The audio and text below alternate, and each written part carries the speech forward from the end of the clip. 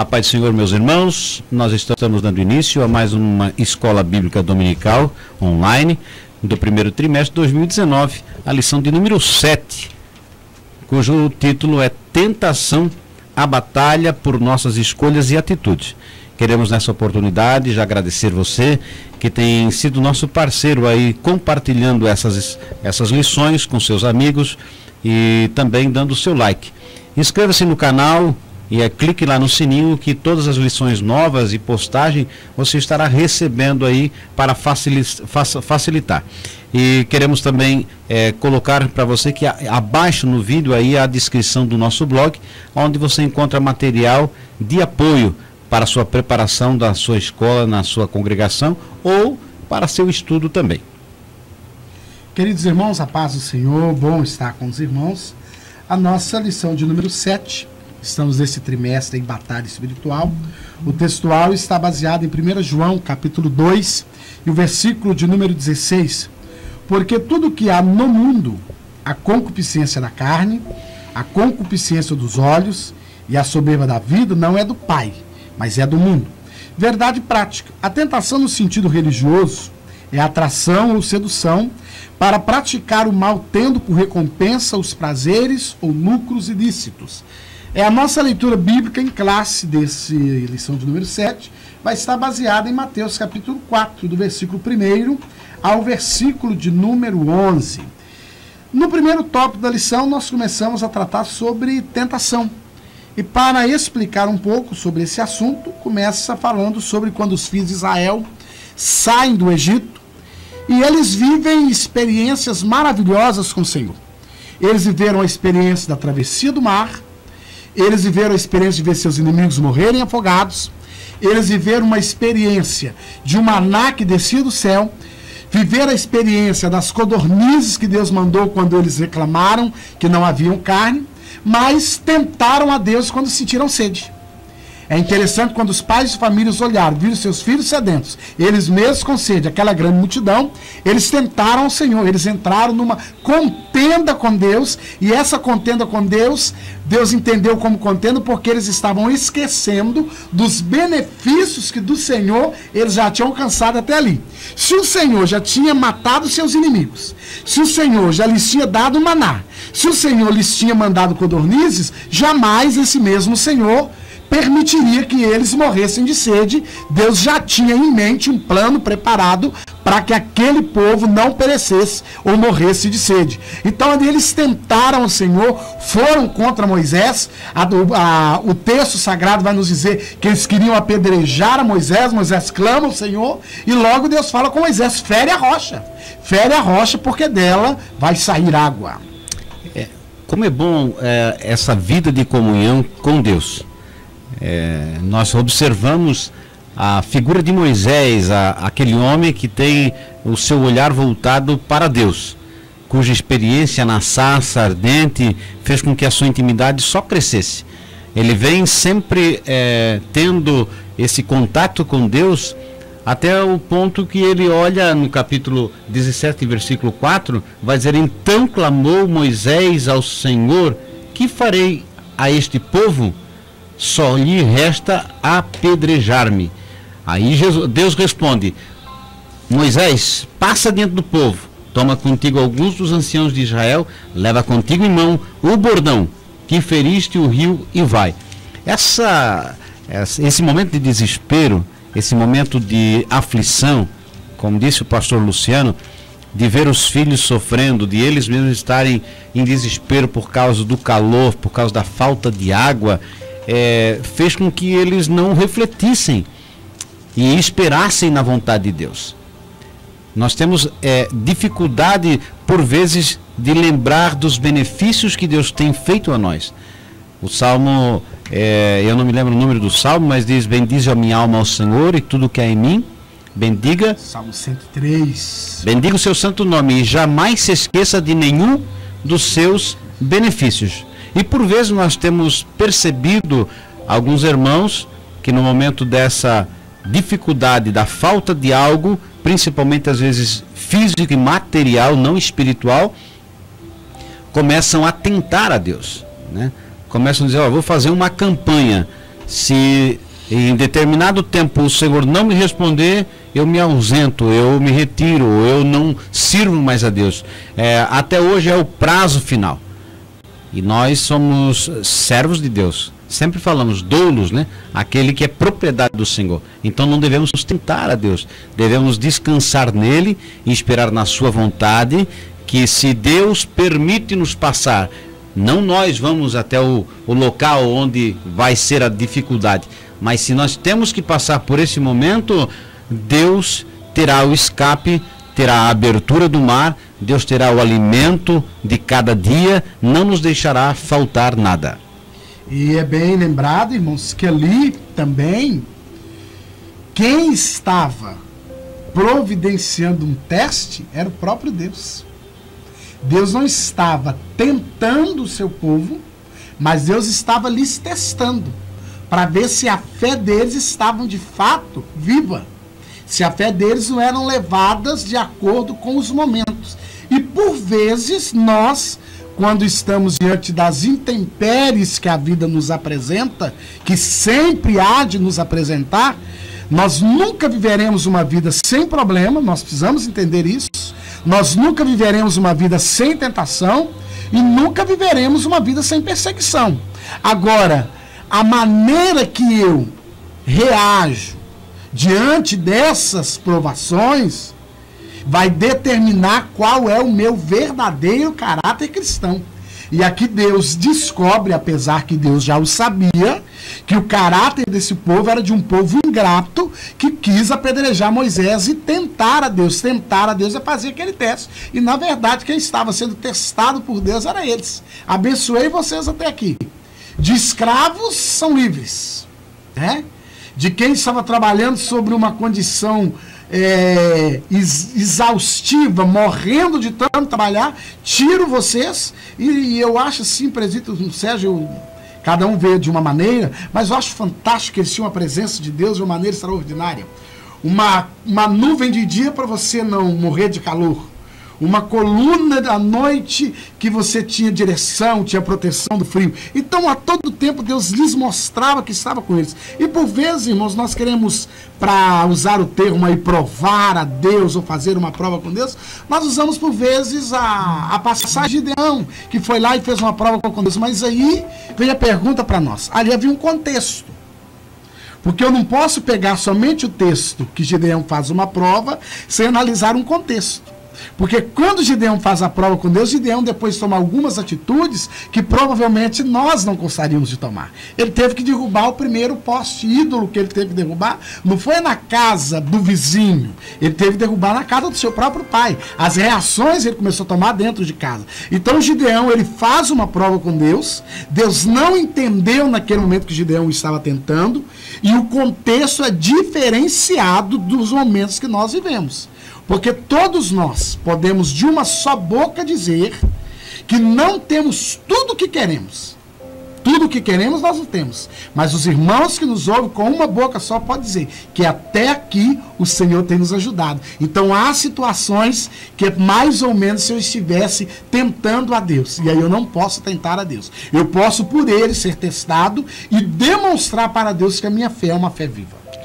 Quando Gideão faz tudo isso, ele demonstra na realidade um pouco da incredulidade. Essa incredulidade de achar que a decisão a ser tomada, como é uma decisão que demanda muita coisa, né? Imagina, iria iniciar uma guerra, né? Derrubar o poste ídolo. Essa tomada de decisão faz com que eles tenham essa ousadia, né? De fazer 2 testes, não foi só um, né? Ele faz 2 testes, o inverso, mas assim, não tem mais dúvida. Então, a dúvida sempre é aquilo que, por vezes, acaba trazendo problema para nós. O próprio Moisés é tentado a isso quando envia espias à terra prometida. E a terra já tinha sido prometida. E deu todo o problema. Porque, ao verificar que a terra era boa, mas tinha gigantes, faz com que eles fiquem mais 40 anos no deserto. Por causa justamente esse momento. Então, amados, nós podemos ver que essa questão de provar e testar a Deus é muito perigosa. quando Zacarias ele recebe a mensagem que vai ser pai, e mesmo naquela idade, ele orando para isso, o anjo disse: olha, pela tua incredulidade, por tu não acreditar na minha promessa, tu vai ficar mudo. Por um tempo curto, mas vai ficar mudo.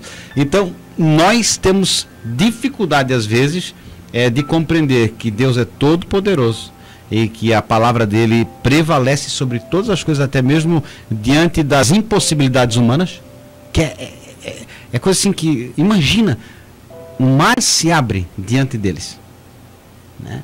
É um fato assim que todos viram, não é uma coisa que foi feita no oculto, no escuro. Todo dia estão vendo descer alimento, e agora nesse momento eles tentam a Deus e põem o pobre do Moisés quase que no buraco, porque Moisés ficou apavorado e disse: Senhor, faz alguma coisa, porque senão eles vão me matar. Então olha o ponto que chega nós seres humanos, da nossa incredulidade, de querer provar a Deus, nós na nossa insignificância. E é bem verdade, irmãos, que nós precisamos lembrar que a palavra de Deus, eu tenho isso por base na minha vida cristã, está na palavra de Deus. O salmista vai nos ensinar o seguinte: que os céus manifestam a glória de Deus e o firmamento anuncia a obra das suas mãos. Eu estou aqui dentro de um estúdio, mas eu sei que à minha volta tem abaixo de mim tem um alicerce, à volta tem paredes e colunas, e para o lugar que nós estamos estar de pé, há toda uma engenharia, toda uma programação. Aonde você está assistindo a nossa aula, tem alicerce, tem coluna, tem forro, tem telhado, tem laje, mas se você sair do lado de fora, aqui no estúdio, e dar uma olhadinha aqui, aonde a minha visão alcança, sem uma coluna, sem uma parede, permanece tudo firme, permanece tudo no seu lugar. E quando eu vejo isso, eu não preciso provar a Deus, porque eu sei que o Senhor está comigo. Agora, o Senhor está comigo não me isenta de problema. Vamos lembrar, só voltando, lembrando de José. Eu acho lindo quando registra lá. E José estava na prisão.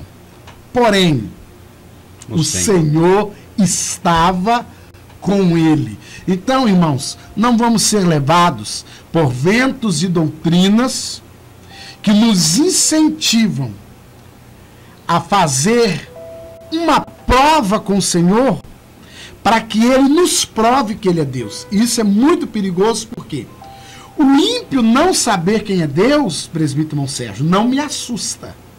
Mas para mim, Deus não precisa provar que ele é Deus. Eu sei que ele é Deus, a ponto de eu ter a minha consciência para dizer. Não só pelo louvor que escuto, mas já tinha consciência antes que esse louvor fosse lançado. Se Deus fizer, ele é Deus. E se ele não fizer, ele continua sendo Deus. Porque Deus sempre vai fazer, não é o que é bom para mim. Deus vai fazer aquilo que me edifica e aquilo que o reino dele é engrandecido. A reprovação de Deus sobre esse aspecto nos faz pensar como nessa modernidade, esse mundo que vivemos, esse grupo de pessoas que se dizem cristãs e evangélicas, de levar à loucura pessoas a fazerem verdadeiras trocas com Deus. E geralmente essas provas que são lançadas nesses meios evangélicos sempre é vinculada a dinheiro. Você pode ver, você lança na fogueira santa o seu carro, o seu dinheiro, não é a sua vida. Não faz uma prova de Deus: eu vou viver plenamente o teu evangelho, eu vou renunciar à carne, às obras do mal, e agora eu vou te servir de todo o coração e tu vai ser o meu provedor. Vou começar a visitar as pessoas, os hospitais, e eu vou ser uma pessoa mais caridosa. Não. As provas que eles fazem com Deus geralmente é naquela perspectiva: eu dou 100 para receber 1000. Aí vem com aquelas... texto fora do contexto, dizendo: se Deus é o dono do ouro e da prata, vai querer que seus filhos passem dificuldade. Vão fazendo só, pensando alguns versículos para que o ser humano seja conduzido a pensar que Deus é como o Papai Noel, né? Sentado lá, você é bonzinho com ele e ele vai dar tudo o que você quer. Eu vejo na Bíblia Sagrada que os homens fiéis como João Batista tiveram um ministério árduo, vivendo com uma roupa simples, uma alimentação super simples, no deserto, foi colocado na prisão e ele foi tirado a cabeça fora, na sua fidelidade. Estevão teve um ministério curtíssimo, pregou a palavra com toda ousadia, mas não teve a sua vida poupada. Ele foi apedrejado. Mas eles compreenderam que o propósito de Deus na vida deles era essa. Então, nós não devemos tentar ao Senhor, de querer achar que por sermos servos de Deus e vamos subir um monte para orar durante um mês, aí quando eu pregar o fogo vai cair, ou quando eu orar a pessoa vai ser curada. Isso é tentar ao Senhor. Deus não faz nós uma conta de mais e menos. Agora eu tenho um crédito com Deus, agora eu estou em débito com Deus. Não, a nossa vida é de servo. Se Deus nos levar a orar e alguém curar, a glória é dele. Se pregarmos e alguém se converter, é porque o Espírito Santo atuou na vida daquela pessoa. O mérito nunca será nosso. Tentar a Deus é crer que nós estamos tomando o lugar dele. E isso jamais. E lembrando, irmãos, quando o presbítero Sérgio cita aqui um texto de Ageu, meu é a prata e meu é o ouro, diz o Senhor, é tão fora do contexto que o que Deus estava dizendo ao povo, que a prata que vocês têm no bolso hoje, o ouro que hoje vocês têm e a casa boa que vocês têm são meus. Eu lhes providenciei. Eu lhes provi. Deus não estava falando com o povo no sentido que o dinheiro é de Deus. Não era isso que Deus estava dizendo. Deus estava dizendo: a minha casa precisa ser reconstruída, ela precisa ser refeita, vocês já refizeram as suas casas, vocês estão morando confortavelmente e o templo precisa ser feito, ele precisa ser construído. E onde vai sair esse dinheiro para fazer? É dessa sobra que você tem, é dessa bênção que eu tenho te dado. Então esse contexto já não é pregado e ensinado. Aí você vai lá dar 1.000 para Deus te dar 2. Aí, irmãos, aí seria muito fácil. Eu já vendi o meu carro hoje e depositava na conta do céu, no banco celestial, e mês que vem, irmão, recolher mais 10%, era fácil. Aí com Deus não funciona assim. Não podemos ser levados. Irmãos, e os irmãos que nos ouvem precisam entender que há assuntos na Escritura que nós temos que refutar com veemência e não aceitar. Não tem recurso. O que Deus está falando nesse texto era isso. Quando Deus fala lá no Salmo 24, quando o salmista fala que do Senhor é a terra e a sua plenitude, que nela há. Depois você vai ver a Bíblia dizendo que o mundo jaz no maligno. A terra é do Senhor, mas o sistema é maligno. Então nós não podemos misturar as coisas. O que Deus estava falando com o povo de Israel era isso. O ouro que você tem, a prata que você tem, a boa vida que você tem, eu tenho lhes dado, eu lhes tenho providenciado. E sem que o povo tivesse feito prova alguma. Porque quando, voltando um pouquinho atrás, quando o povo herda a terra, assim que o povo herda a terra e se rebelia contra Deus a primeira vez, fazendo que era mal, adorando outros deuses, Deus fala com aquele povo algo interessante. Hoje vocês têm casa que vocês não construíram. Vocês têm vinhas que vocês não plantaram. Vocês têm cidades que vocês não edificaram. Porque eu tirei vocês da escravidão e lhes dei a cidade que prometi. Então, nós temos aí a base bíblica, colocando aqui para você, como professor ou amante da palavra, a experiência de Massai Meribá, de Refidim, colocando aqui, é claro, um pouco mais dentro desse texto, porque nós entendemos que, como servos de Deus, nós devemos ter sempre o pensamento em servir a Deus, em adorar a Ele, em esperar na sua vontade. Não tentar apressar aquilo que Deus nos tem prometido e nem tentar conquistar a Deus com as nossas promessas, com os nossos esforços humanos. Quando oramos, oramos porque amamos a Deus. Gratidão. Quando jejuamos, é porque precisamos mortificar as obras da carne, para estarmos mais próximos de Deus. Quando ajudamos o próximo, sempre nesse sentido, não tínhamos nada, mas Ele nos tem dado tudo. Então seja agradecido, espere no tempo de Deus, não coloque essa expressão, colocar Deus na parede. A angústia que você passa e a aflição que você sofre, espere no Senhor. Lance sobre Ele a tua ansiedade, porque Ele tem cuidado das nossas vidas. Nós vamos para o segundo tópico e assim estaremos falando sobre a tentação de Jesus.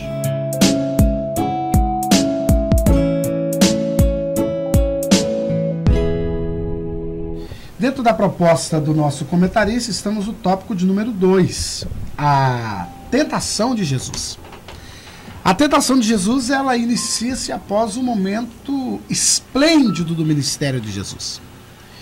Jesus, quando foi batizado nas águas, o João o Batista, quando ele é mergulhado nas águas, o Espírito Santo aparece como forma corpórea de pomba. E a Bíblia diz que a voz do Pai ecoa do céu: este é o meu filho amado, em quem eu tenho prazer. Então ali Jesus recebe a confirmação de toda a sua chamada. Mesmo que ele já tinha tido, quando ele aos 12 anos estava ali pregando no templo, já cumprido o ministério, mas aqui diante de todos, de uma maneira, eu posso dizer, sobrenatural, uma voz que ecoou do céu: este é meu filho amado, em quem a minha alma tem prazer. Logo após esse momento esplêndido do ministério de Jesus, ele começa a passar pelo processo da tentação. Os 3 evangelhos, tanto Mateus, Marcos e Lucas, que se compreendem entre si e têm uma mesma visão, eles abordam a tentação, mas nos dão ensinamentos diferentes. Mateus, para dizer aos irmãos que não é uma controvérsia, lembrando bem que eles tinham uma visão parecida. Se é parecida, não é igual. Então, dentro dessa visão parecida, Mateus alega a tentação após os 40 dias. Mas tem um versículo crucial no capítulo 4, que você pode anotar aí, conferir com a gente, capítulo 4 do Evangelho segundo Lucas, e o versículo 13. Passadas que foram as tentações de toda sorte, apartou-se dele o diabo até o momento oportuno. Então entendemos que durante os 40 dias que Jesus jejuou, lembrando que a questão da oração é uma questão que nós pressupomos, mas os 3 comentam de uma boca só que Jesus jejuou. E no período do jejum, Jesus foi tentado, foi conduzido pelo Espírito. Aí, irmãos, não vamos criar uma heresia para dizer que o Espírito Santo é um parceiro de Satanás para tentar alguém. Ali já era uma tentação programada, algo agendado, porque o primeiro Adão foi tentado no paraíso, se perdeu no paraíso, e Jesus é tentado no campo do inimigo e vence o inimigo dentro do seu próprio território.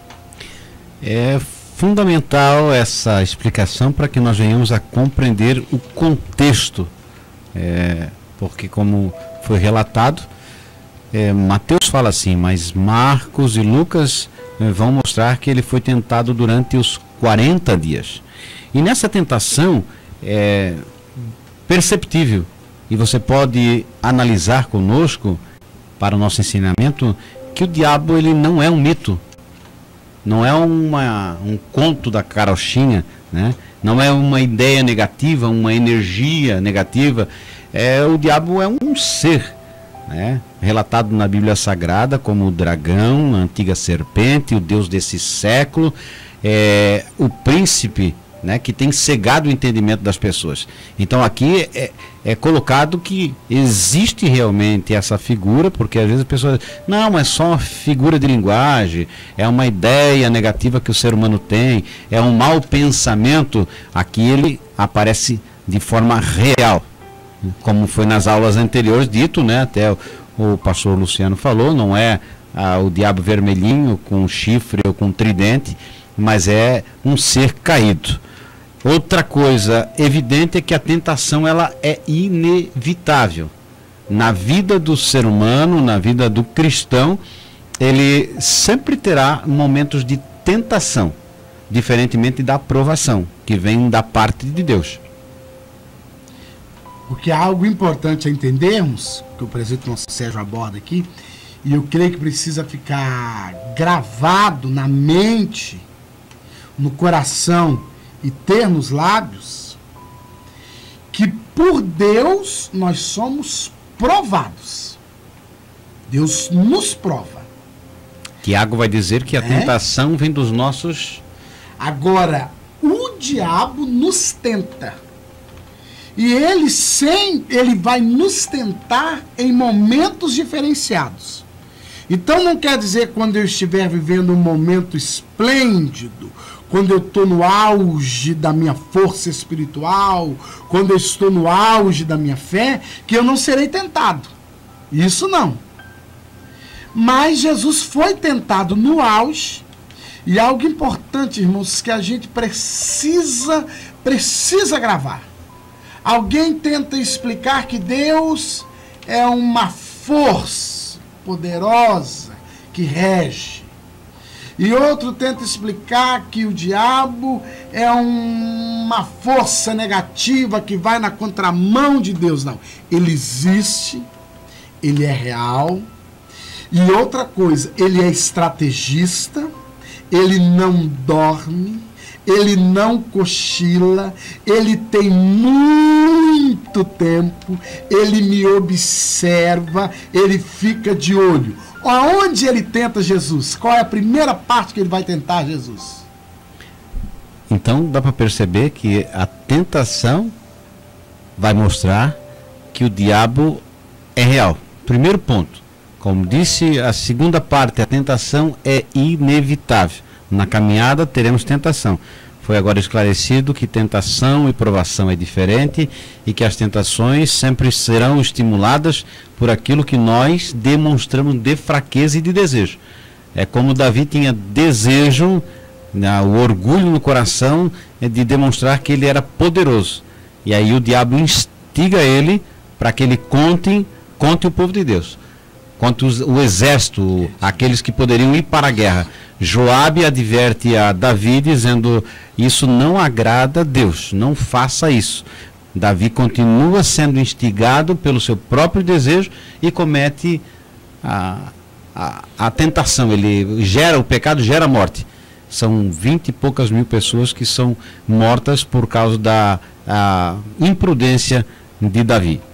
Outro ponto interessante é como foi relatado aqui, que é bom para você também mencionar, nesse terceiro ponto, é que a tentação, no caso, ela vem num momento, parece, de maior auge, assim. Jesus está saindo de um momento em que é declarado publicamente: tu és o meu filho, a quem eu tenho alegria, tenho prazer. Todos veem que estão ao redor ali. Então ele sai daquele momento e já é levado pelo Espírito até o deserto. Não é o diabo que leva o ser humano para o deserto. Quem leva é o Espírito Santo.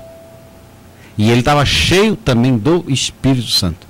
É coisa assim, essa lição ela nos vai mostrar claramente que você e eu, mesmo estando cheio do Espírito Santo, não somos isentos de passarmos por tentação. E é interessante, irmãos, que vai na contramão de tudo que ouvimos, ou de quase tudo que ouvimos hoje. Se você está no deserto, Deus não está com você. Se você está passando um momento de dificuldade, Deus não está com você. Mas o capítulo 4 do Evangelho de Lucas começa dizendo assim: Jesus, cheio do Espírito Santo, voltou do Jordão e foi guiado pelo mesmo Espírito no deserto, durante 40 dias sendo tentado pelo diabo. Nada comeu naqueles dias e ao fim dos quais teve fome. Olha, irmãos, o que nós aprendemos aqui? A oração não afasta a tentação de mim. O jejum não afasta a tentação de mim. Mas a oração e o jejum me fortalece para que eu possa vencer a tentação. Aí aqui dentro desse primeiro tópico nós estamos aqui sobre o jejum de Jesus. Jesus estava jejuando E nesse período do seu jejum, ele foi tentado durante os 40 dias. O diabo estava ali. A pessoa de Satanás. Satanás como pessoa. Jesus como pessoa, filho de Deus. E Satanás como pessoa. Como inimigo de Deus. Como adversário de Deus. Estava ali tentando ele nos períodos dos 40 dias. Então entenda uma coisa. Você está vivendo uma vida de oração. Você está vivendo uma vida de santificação. Você está vivendo uma vida de jejum. E lembrando, irmãos, que muito difícil é a prática do jejum. Muito difícil é. Muito difícil é a prática da oração. Aí você que me ouve vai dizer, não, mas não é fácil jejuar. Não é fácil orar. Mas, por que não é fácil? Porque a gente cria, presbítero irmão Sérgio, uma ideia que a oração e que o jejum vai me colocar dentro de uma redoma, dentro de uma proteção. Proteção essa que me isente da tentação e que me isente das intempéries, não. A oração, o jejum, porque aqui nós pressupomos que Jesus estava orando, mas o jejum de Jesus aqui nos mostra que o jejum deu forças para que Jesus pudesse vencer aquela tentação. E também fica de bom entendimento que um jejum de 40 dias, nós temos relato de Moisés que jejua nessa condição de 40 dias, e também temos de Jesus. Porém, você que por vezes quer se santificar, se separar para o Senhor, deve tomar o devido cuidado. Não podemos nos alongar muito de fazer um jejum sem a ingestão de água. Até de alimento é mais tranquilo. Agora, o jejum sem água pode levar até a morte, porque nós não podemos ficar muito tempo sem água, 4, 5 dias, porque o rim precisa disso. Então tenha sabedoria, discernimento de Deus. Uma vida de comunhão com o Senhor é marcada por uma vida de consonância com a palavra. Não só jejum, não só oração, mas principalmente fica claro, através de Jesus Cristo, que ele tem a palavra de Deus para refutar o mal, né? Ele se sujeita a Deus, porque nós devemos olhar que a Bíblia nos ensina: sujeitai-vos, pois, a Deus. Primeiro vem a sujeição, quer dizer, a sujeição é viver sobre o domínio é viver sobre o mandado do Senhor. Então Jesus, ele é servo de Deus na terra, né? Ele é o verbo encarnado. A Bíblia diz que ele se esvazia de si mesmo, da sua glória, para habitar entre os homens, e toma a forma de ser humano. Quer dizer, ele é tentado 100% homem ali. Não era Deus sendo tentado na figura divina, porque senão o jejuar não daria fome. Então ali ele está demonstrando a sua humanidade, 100% homem e 100% Deus. Por isso, você que nos ouve, essa parte da tentação de Jesus, ela vai tratar justamente sobre esse cuidado de nós sabermos que uma vida consagrada não nos isenta de estarmos não sendo tentados por Deus. Uma vida de oração não nos coloca à parte, mas nos coloca muitas vezes no deserto e no fogo, onde nós devemos provar que Deus existe e está juntamente conosco. Então, você que está nos ouvindo e está participando, coloque isso em prática, aproveite as citações, e nós estaremos para a terceira parte, que vai abranger um pouquinho mais sobre as estratégias utilizadas pelo inimigo para tentar derrubar Jesus Cristo.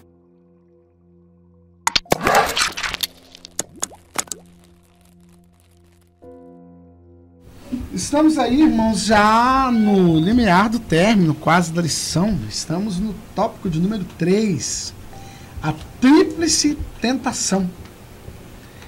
A primeira das 3 tentações foi quando o diabo chega para Jesus como pessoa e fala com ele: se tu és o Filho de Deus, por que você está passando toda essa situação aí? Por que você está vivenciando essa grande dificuldade, sendo que o seu pai é tão poderoso. É aquele que há uns dias atrás aí falou no meio de todos que tu és o amado, que ele tem prazer na sua alma, mas você está aí com fome, você está aí quase que desprezado. Se tu és o Filho de Deus, você vai fazer uma coisa interessante, você vai provar que é filho de Deus porque você está com fome. Então, se você está com fome, que pecado haverá em você agora transformar essa pedra em pão? Mas aí nós vamos lembrar de relatos anteriores, que é muito importante para a igreja hoje, para nós como igreja. Deus, irmãos, não é mágico, ele é Deus de milagre.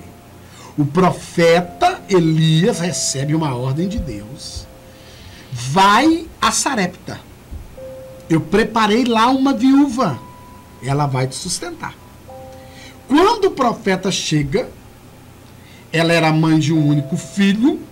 Ela estava ali catando uns gravetos de lenha para preparar um bolo. E o profeta chega e diz para ela: faz um bolo para mim. Olha que interessante, faz um bolo para mim. Meu senhor, como eu vou fazer um bolo para o senhor? Se a farinha e o azeite que eu tenho é o suficiente para eu fazer um bolo para mim, para o meu filho, porque nós vamos comer esse bolo e nós vamos morrer. Mas faz primeiro para mim. Porque a farinha da panela não vai se acabar e o azeite da botija vai se multiplicar. Aí o que nós vamos entender aqui? Esse é o verdadeiro milagre. O milagre foi que todos os dias que ela ia, tinha farinha. Todos os dias que ela ia, tinha azeite. A viúva, não era a viúva do Eliseu, a viúva que Eliseu vai ter com ela. Ela vai ter com Eliseu e fala: meu marido morreu, ele servia a Deus, ele era temente, e agora vieram para levar os meus 2 filhos, eu não tenho como pagar uma dívida. O que você tem lá? A tua serva não tem nada. Nada. Ah, tem. Eu tenho lá um pouquinho de azeite. Então tá resolvido. Vai na casa dos seus vizinhos, pega vaso emprestado, e não poucos vasos vazios, e do pouco que você tem, você vai encher os vasos, vai vender o azeite, vai pagar a dívida, e tu e teus filhos vivei do resto. Então, irmãos, a palavra de Deus, ela nos ensina que milagres acontecem, mas a palavra de Deus jamais vai nos ensinar a fé da loucura.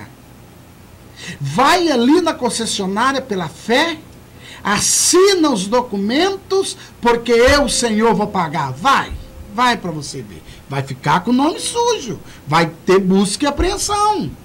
Porque isso, irmãos, nós estamos falando para refutar as milhares de heresias que nós estamos recebendo e vivenciando. E eu, por vezes, encontro pessoas dizendo: Deus falou e não fez. Aí eu pergunto: mas o que é que ele te falou? Eu gosto de ouvir. Aí quando eu ouço, termino de ouvir, eu digo o seguinte: não foi Deus que falou. Eu vou te mostrar o que é que Deus falou. Onde é que, irmão? Vou te mostrar na palavra. Porque o que Deus falou está na sua palavra. E na sua palavra não nos dá essas orientações. Então Jesus foi tentado a provar que ele era filho, mas a prova era para satisfazer a sua fome, não para que o Pai fosse glorificado. Foi parecido com a tentação de Eva. Quando o nosso adversário percebe que ela estava sempre em volta da árvore, e ele sabia que o fruto era proibido, e Eva também sabia, ele fala: olha, se você comer, e ele sabia que isso não aconteceria, porque ele já tinha tentado, ele fez com Eva o que ele tentou e não conseguiu. Se você comer do fruto, você vai ser igual a ele. É por isso que ele te proibiu. E ele já tinha tentado ser igual a Deus e não conseguiu, e tinha sido expulso. Agora ele falou: vou fazer. Aquele que Deus criou, eu vou usar um termo assim, me permita, substituição, porque Deus criou o homem para adorá-lo por consciência, não por instinto. Aquele que Deus criou para substituir a adoração, que seria uma adoração consciente, o diabo vai lá e tenta, percebendo que ela estava em volta, aí sempre lembrando aquilo que nós estamos sempre focando desde as primeiras lições, que o diabo está sempre ali olhando para ver as nossas reações.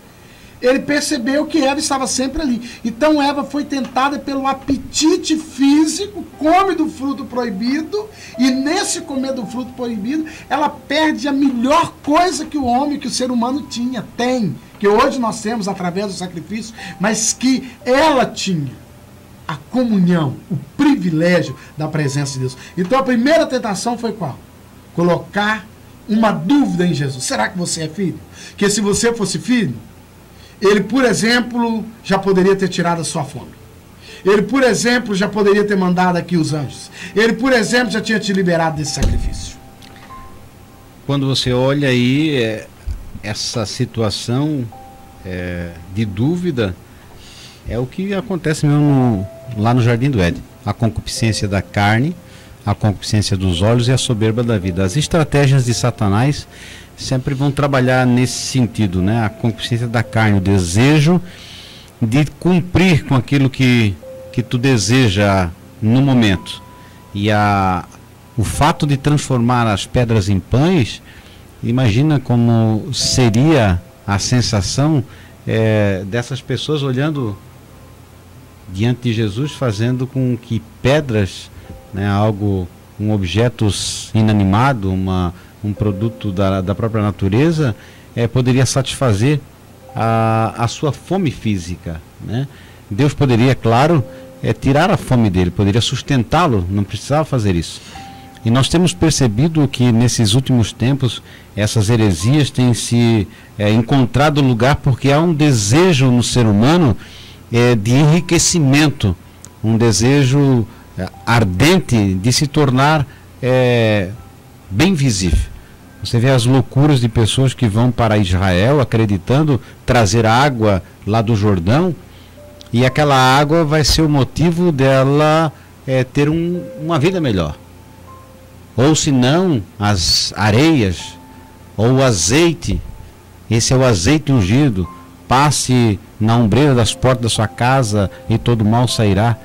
Quando a Bíblia vai ensinar que isso aí não existe base bíblica. Nós temos que sempre buscar o quê? É no poder do nome de Jesus que todo mal sai. É sendo fiel que nós vamos caminhar por onde Ele quer.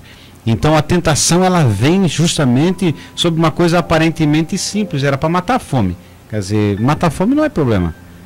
Mas nesse momento era, né? Então nós temos que perceber como o diabo trabalha na nossa fraqueza, no momento da fome, no momento em que nós estamos desesperados.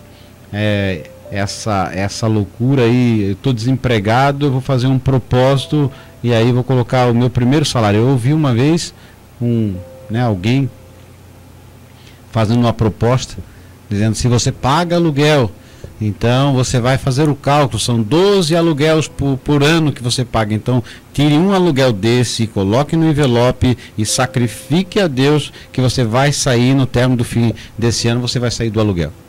É tentar ao Senhor, quer dizer, o diabo está colocando ali sempre facilidade. Não é Deus que propõe uma facilidade para Jesus, é o diabo. O diabo diz: para que sofrer? Não sofra mais. Para que passar fome?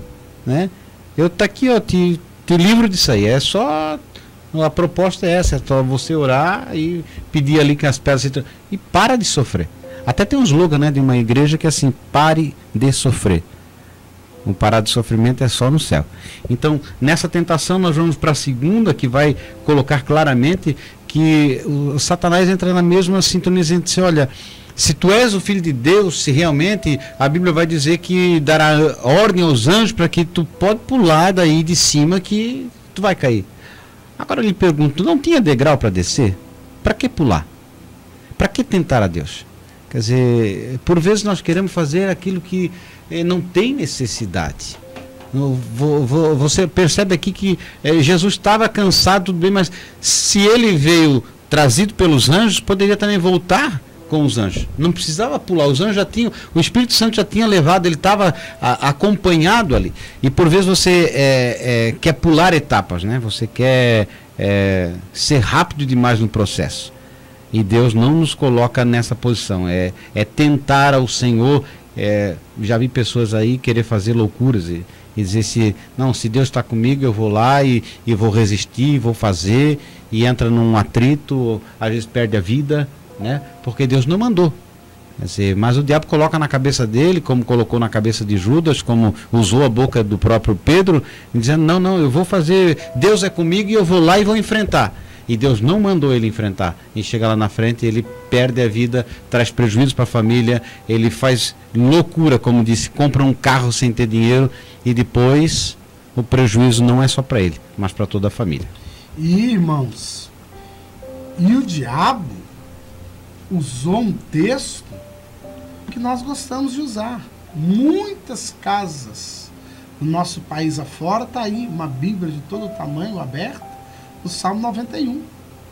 Baseado nesse salmo, é que o diabo incita Jesus, tenta Jesus, para que ele pule daquele pule do templo. Pule aqui, lance daqui abaixo, que vai acontecer duas situações. A multidão que está lá embaixo te vendo, agora vai crer. Vai crer porque você vai pular e não vai se quebrar. Tá certo? Os anjos vai ser dado ordem, então você vai descer meio que levitando, porque as pessoas não iam ver os anjos, mas ia ver aquela visão daquele homem levitando e descendo vagarosamente até chegar lá embaixo.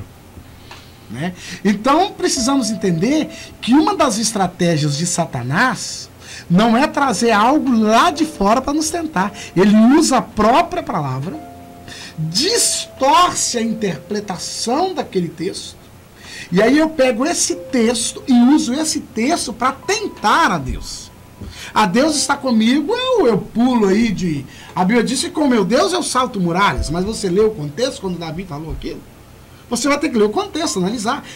Mas ele mesmo saltou nenhuma muralha. As muralhas que ele estava dizendo ali, com meu Deus eu enfrento as dificuldades. Com meu Deus eu enfrento os problemas. Então o diabo estava incitando Jesus a usar o Salmo 91, para que Jesus se lançasse, que os anjos iam ser dado ordem para guardar a Jesus ali, sem problema algum. Então, irmãos, o diabo conhece a Bíblia.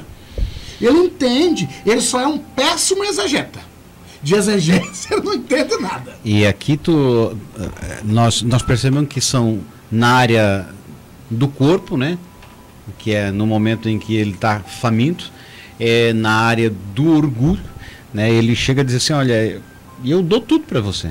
Quer dizer, tu vai ser bem visto na sociedade, as pessoas vão te adorar, vão fazer de você um ídolo. Quer dizer que na realidade isso é um sentimento que tem surgido dentro do coração do ser humano já lá no Jardim do Éden, e perpetua até hoje. Quando você percebe, faça uma análise consciente, né? Porque a Bíblia diz que nós temos que servir a Deus com razão.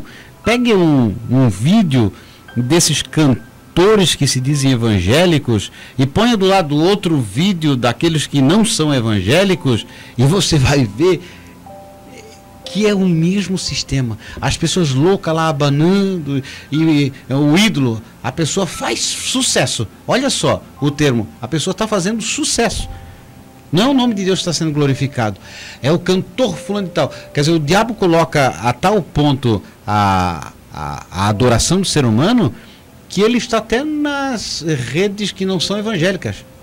Até o diabo, no caso as mídias não evangélicas, fazem questão de mostrar a eles, olha que música bonita, como é boa essa música, mas não é uma música de adoração a Deus. Então a oferta do diabo é fazer você famoso, é fazer você aparentemente melhor até que das outras pessoas. Então onde você vai é visto, olha só, é o servo de Deus.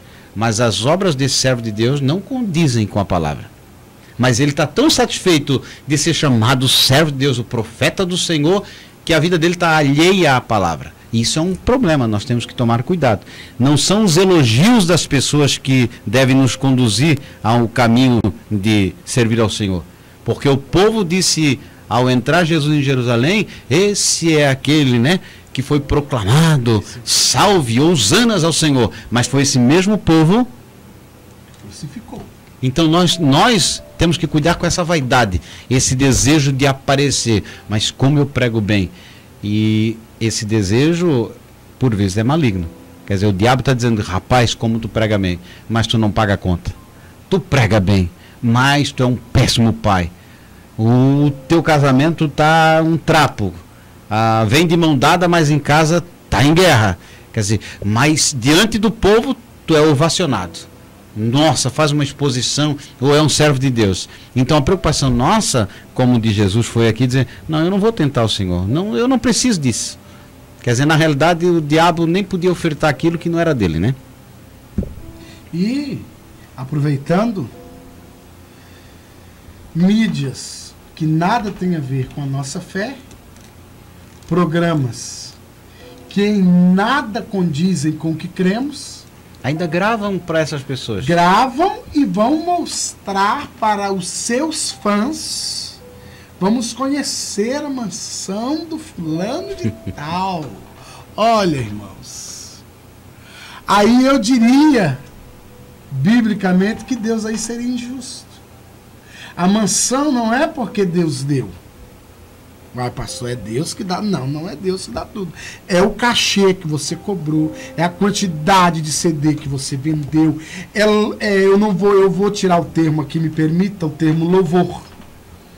São músicas que agradam egos de alguns irmãos que se sentem fracassados, que quando ouvem aquelas músicas que são tidas como louvores, mas não passam de música como uma outra qualquer.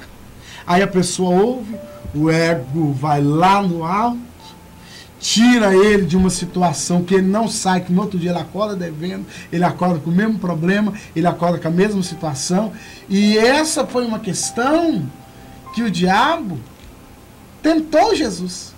Porque se Jesus se joga, ou se Jesus o adora, não mudaria popularidade, não mudaria a aceitação do ministério de Jesus, não mudaria, porque no meu ponto de vista, os acontecimentos vindouros que vieram, era para aquela multidão não crucificar Jesus. Nós sabemos que a crucificação era necessária para completar o plano salvífico da salvação.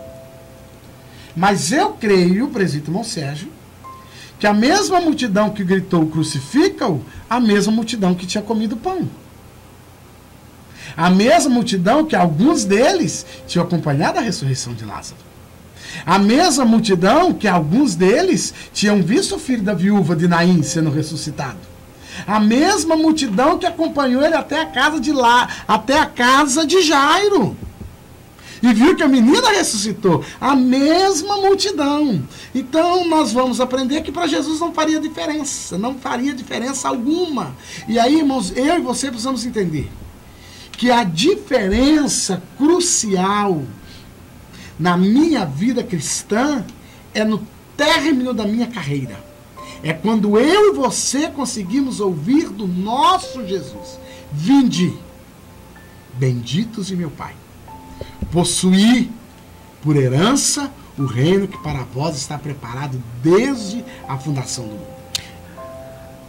Concluindo aqui, a concupiscência da carne, quer dizer, esse desejo de fazer o que você quer e não o que Deus quer, na vontade dele. A concupiscência dos olhos, quer dizer, ele mostrou toda a riqueza do mundo, né? E nesse afã de conseguir essa riqueza do mundo, tinha um preço a pagar, né? Então, quando você vê e percebe aqueles que se dizem servos de Deus e se deixam ser vencidos pela tentação da fama, e quando da fama acabam enriquecendo por isso, né? Chega a dar vergonha quando você vê pessoas pagarem valores altíssimos para ouvir uma banda cantar, ou para ver um cantor aparentemente cantar, ou para ver um pregador falar uma hora ganhando às vezes 20 salários daquele pobre trabalhador. Quer dizer, o que o trabalhador demora um ano para receber, ele em 2 horas recebe. E é claro que a culpa não é dele, a culpa é de quem paga, né? Está prostituindo o evangelho. Então, essa tentação, esse desejo de fazer-se famoso, é a concupiscência, a soberba da vida. E isso não vem do Pai, vem do mundo. E Jesus combate tudo isso através da palavra. Só há como você convencer a parte contrária quando você está alicerçado na palavra. e ela por completo, não pela metade, não fora do contexto, né? Não é só citar tudo posso naquele que fortalece, é ir voltar atrás e saber que Paulo tinha uma razão de dizer isso. E interessante, irmãos, que a palavra de Deus na boca do diabo, ela vai se tornar a palavra do diabo, já não é de Deus. Porque quando Satanás, quando o diabo fala com Jesus, lança-te daqui abaixo, que aos seus anjos dará ordem, era só até ali. Aí até ali o que acontece? Até ali era a palavra de Deus. Mas agora ali, irmãos, já não era mais.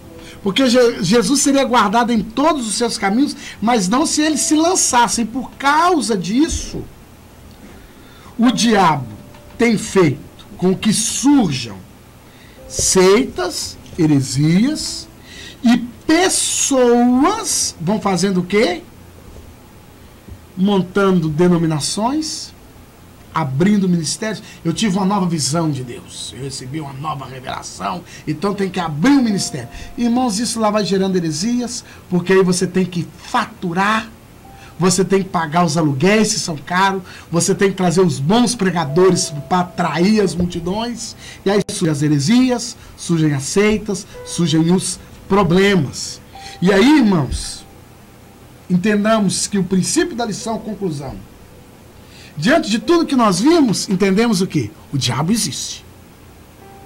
Diante de tudo que nós ouvimos nessa lição, nós entendemos outra coisa. A palavra de Deus, ela tem que estar na minha mente.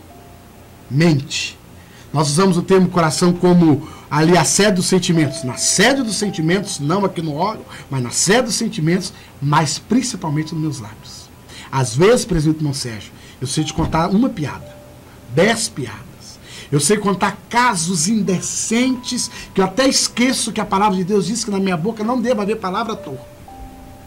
Mas eu não tenho argumento para vencer as tentações. E o argumento para vencer as tentações não é a oração e nem vai ser o jejum. Vai ser a palavra, vai ser o meu conhecimento que eu tenho das coisas de Deus. E agradecendo aos irmãos que estão aí nos acompanhando, né, irmãos, já nessa 7ª lição do primeiro trimestre desse ano. Não esqueça aí, irmãos, de acessar aí o nosso link, acessar o nosso blog, nos acompanhar, compartilhar, que o grande amor de Deus esteja na vida dos irmãos. Uma semana abençoada para os irmãos, e semana que vem estejam conosco, e eu digo assim com muita fé e com muita certeza na minha alma, semana que vem Deus tem uma palavra preparada para nós, uma palavra de aprendizado, uma palavra de ensinamento e uma palavra que vai nos trazer sustento para a nossa alma. Que Deus os abençoe em nome.